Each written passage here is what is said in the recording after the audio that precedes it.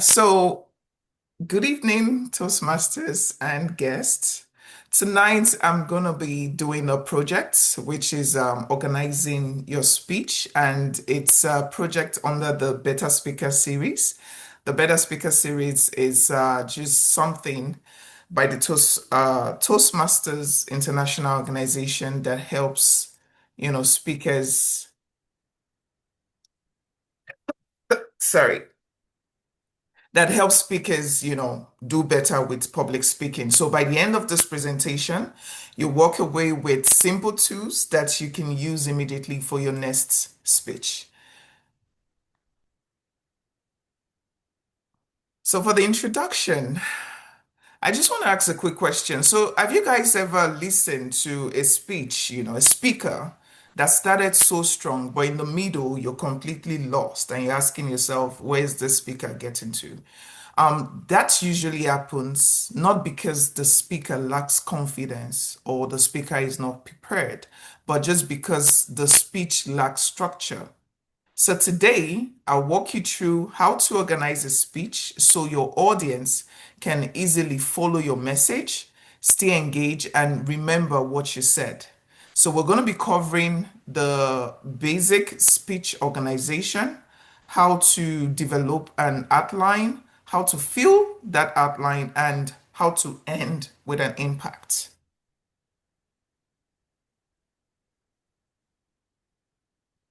So there's the golden formula, which is one of the easiest way to organize a speech, and it's easy.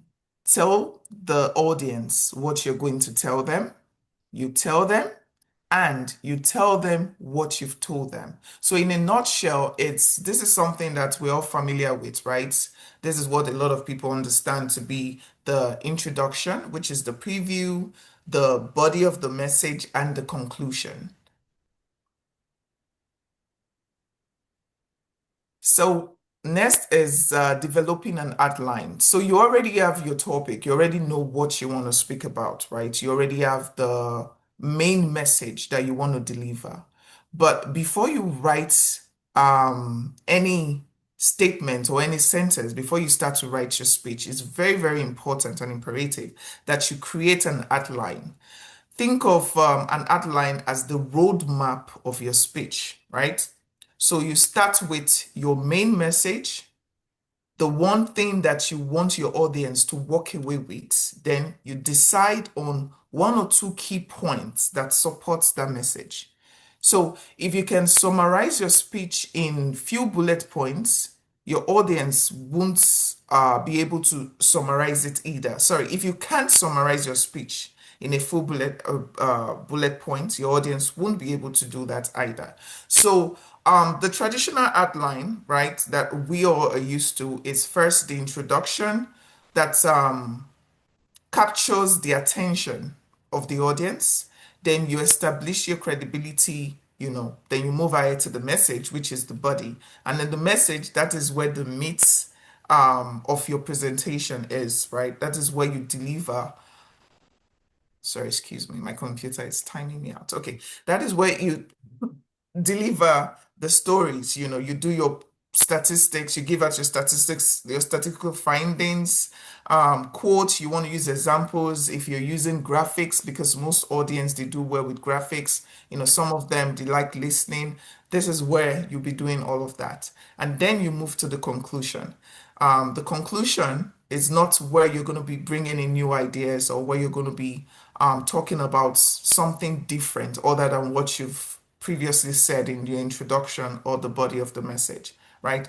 The conclusion is you summarizing your key points. If it's the kind of speech where you are trying to motivate people to do certain things, then you can do your call to actions and so on.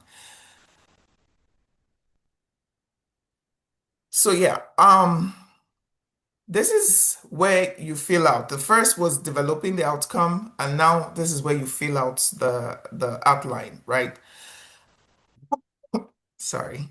Still have the cough, still dealing with cough.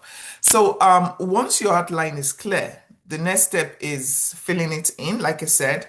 So this is where you add your stories, your examples, facts, or personal experiences that brings your point to life.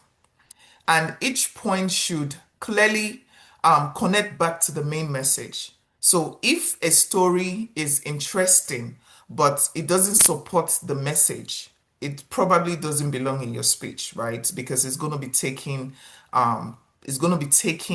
the message, it's going to be driving the point away from what you're trying to deliver to your audience. So organization isn't about saying more most times. It's about saying what really matters and what really drives on the point you're trying to make.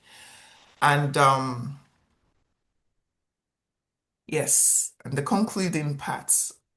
So we're done with the introduction. We're done with the body of the message. That means we've told them what we want to tell them. We've told them, what we said we're going to tell them. And now it's to retell what we told them we're going to tell them, right?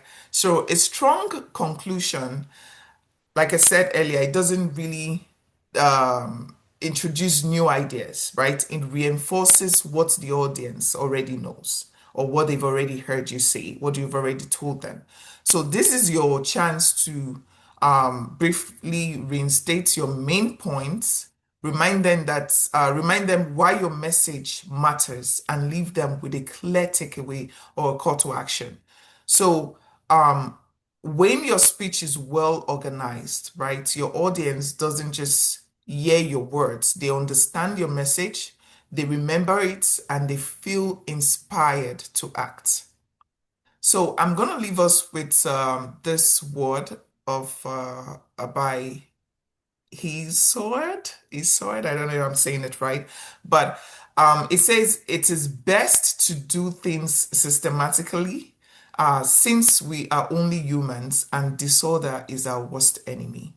So with that being said, this is the conclusion of my presentation tonight. Thank you guys for listening, and back to you, Tiffany, Madam Toastmasters.